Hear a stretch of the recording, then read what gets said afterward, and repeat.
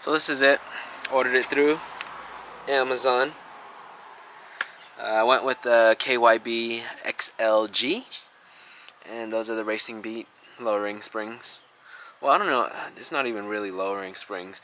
It is 20% stiffer than the stock, and it only drops your car a 1/4 of an inch, so it's not even something that's noticeable. But I don't know, I did want a little drop on this. But this is my Mazda6 right here, guys. The rear, I already put the Racing Beat springs on, and that's the height it's at. So, you see, didn't really do much. But if you would have seen the stock, it was real. Well, no, it wasn't really high. It was higher than this, and I couldn't tell. So when I installed this, I was actually happy with the height. I think it's perfect. Well, this is it right here. 2012 Mazda 6. And it's time for maintenance. We're looking at about almost 100,000 miles now. So I'm going to change the tie rod end on the front. Well, the rears don't. Then I'm going to change out the full front and rear shocks and struts on this car. Sammy! Hey!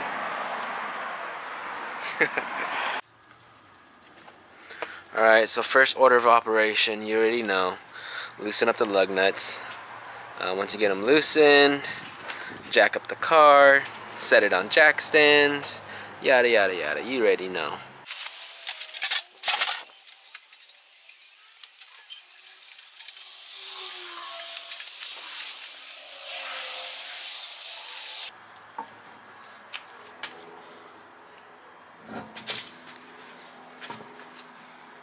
This is the rear.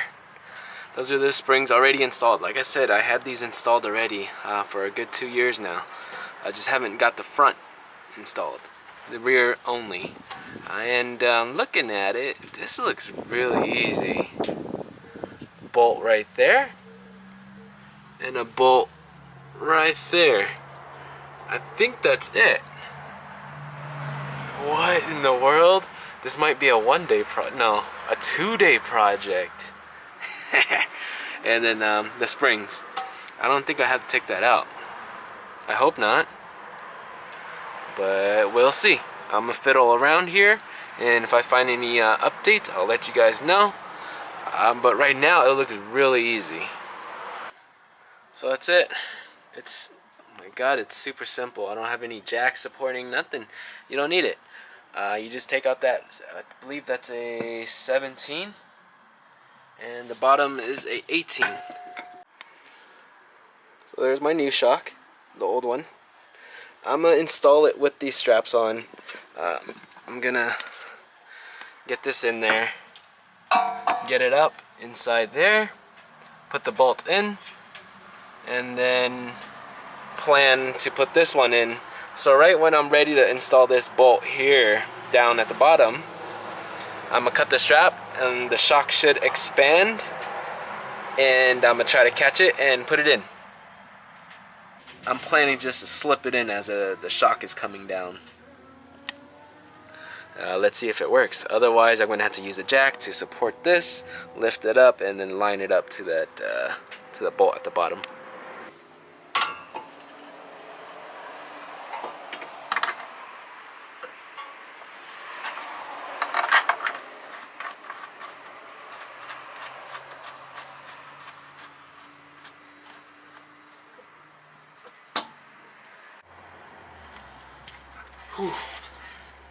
Alright, now it's the bottom.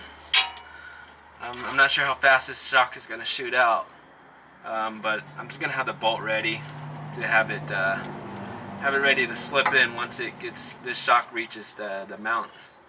So I'm going to slip this out, and we'll see how it goes.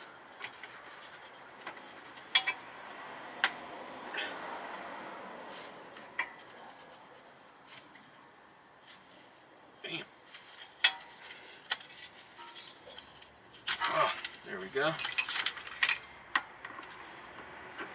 Not bad.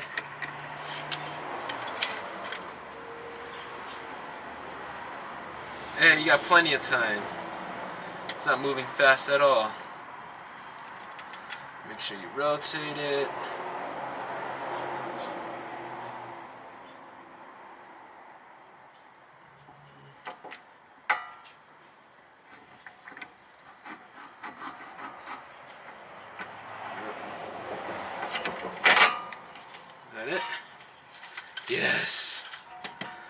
Bingo.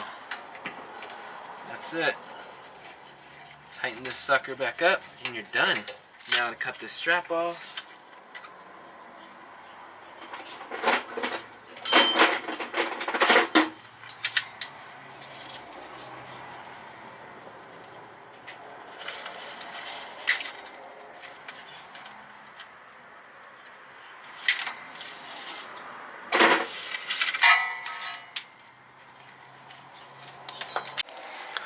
So everything's pretty much installed. I didn't get to finish it last night because this end link, it's broken. Look at it. It's not supposed to be like this. So this morning I went out and got another end link. That one's no good. So this one I got, Napa. They had it in stock and it was the cheapest. Alright guys, so if you're replacing the springs and the shock on a 2009 to 2012 or 13 I believe Mazda 6, I already showed you how to do the shocks. Very simple. Springs are very simple as well. It's kind of like my Crossfire. You're going to use a jack and support it at the bottom, and once it's supported you're going to remove the end link right there, which holds the sway bar. So you're going to remove that. It goes down into there. I think it's best to remove it from the bottom of the control arm. You'll see it once you're working on the car. Oh, the end link, you're going to need a 14mm socket. For this control arm bolt, it's a 15mm socket. You're going to release the jack. It's going to go down and the spring will just loosen up, and then you just push this down a little bit more because it's still going to be kind of just sprung up like that. And you're going to push it all the way down and just remove the spring. It's super easy, trust me. So the rears are done. Now it's time for the front. Wheels already off, it's already on jack stands. I'm ready to go.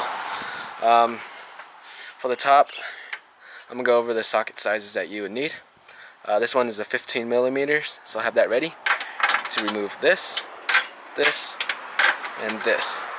The middle one is going to be a 14mm, like so. You're going to remove that. For the bottom, let's see. Nothing up there, just besides taking it from the engine compartment. So for the bottom, looks like you're gonna have to remove the sway bar end links like I did in the rear. This one have a 14mm wrench, like so. The bottom, this arm, goes all the way down to here. This is an 18mm socket. To take that out, and you're gonna need a socket for right here. I believe that's a 14mm to take out the fork, and then this will separate. I'll show you guys in a little bit once I have it all removed. What I like to do is just go through and loosen all the bolts, mainly this one. So I'm gonna loosen this one. I don't know if it's gonna give me issues. Hopefully not. So I start from the top, then move down, and eventually I'm gonna have this all the way out, and the fork's gonna drop. This is gonna be off already, and this one you're gonna remove as well, and you're just gonna slide it out of place, and then eventually this will be hanging without the fork on it. I'm gonna get this removed. Hopefully it comes out easy. Oh, not bad. That was pretty easy.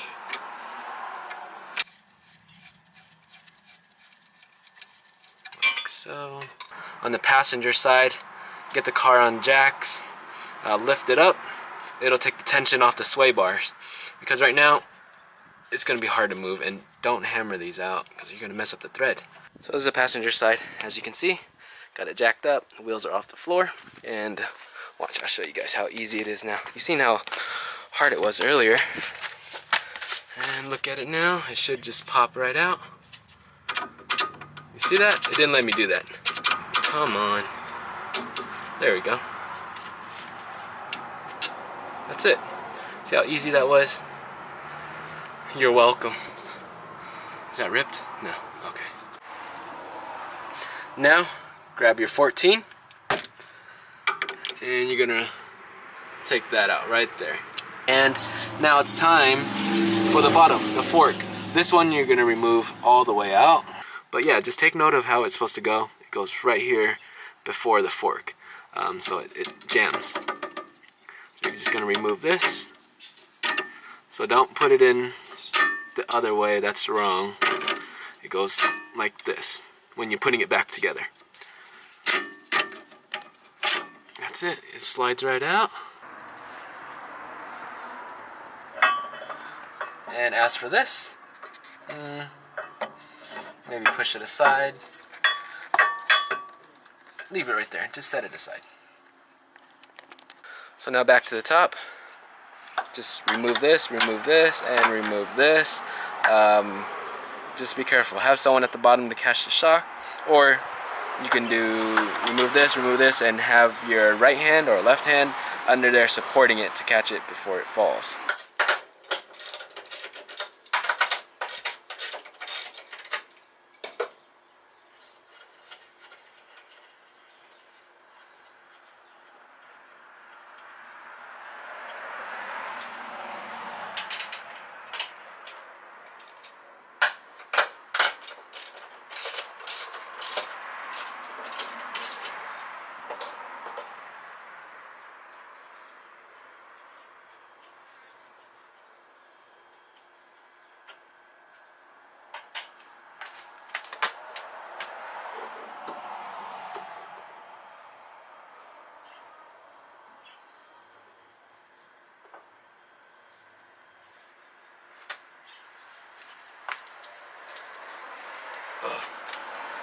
Forgot about the brake line. So on the shock, you'll see it when you work on it. Dude, I'm sorry I'm all over the place with this one. I just noticed it right now. But on the shock, there is a mount that mounts your brake line. Just remove that. Simple. So when I take out the spring and remove the top hat, I'm gonna make sure this is gonna be in the same direction when I install the new spring. And this is exactly the way it's gonna go back into the car. The reason I'm doing this now is because I need the top hat. The spring I already have, the racing beat. The shock I already have brand new. I just need the top hat. So I mean, if you guys ordered new top hats, new spring, and new shocks, then you're good to. Well, no, you need the new boots as well then. But yeah, I need all these inside and the top hat. So install your spring compressors like so, and make sure these are pushed down, locked, as you can see, and just start working at it. Go. Other side. Gets one.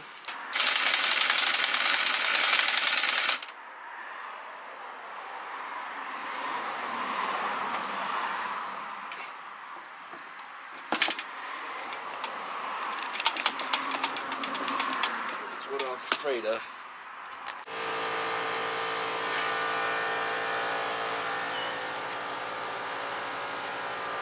Alright, so now that I have the spring compressors on the spring, as you can see, it's loose.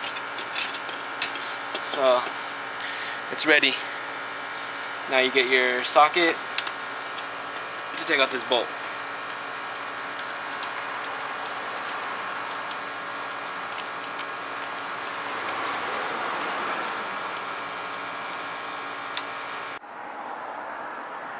So here's the front,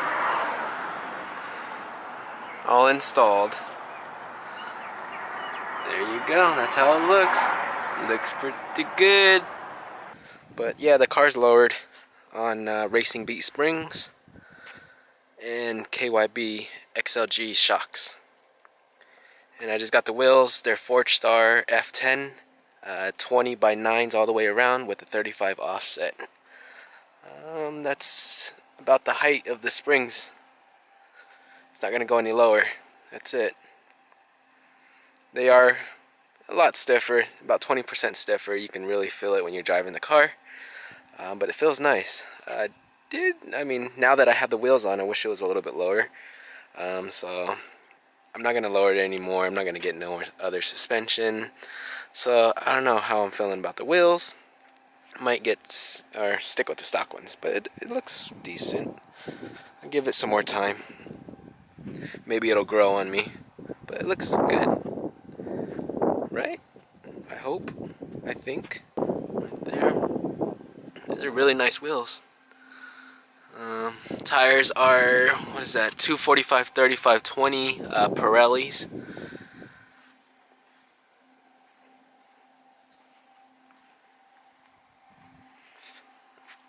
They do rub a little bit in the front. I'm not quite sure where. It sounds like it's rubbing on just the plastic.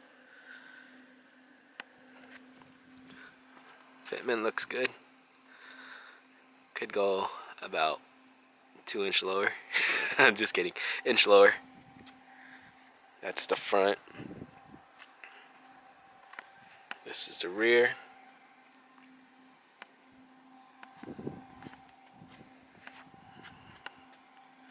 You see that?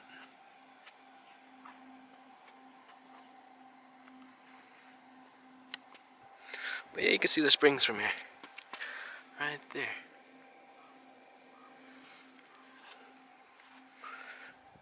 You can see the front or not.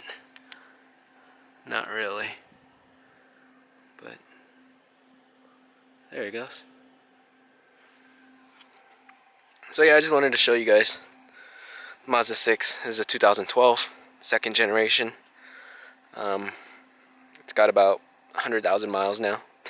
That's why I had to change out the shocks, because they were feeling really mushy. What else needs to be done? I'm gonna do the headlights soon, because if you can see, they're all faded. Clear coat's gone.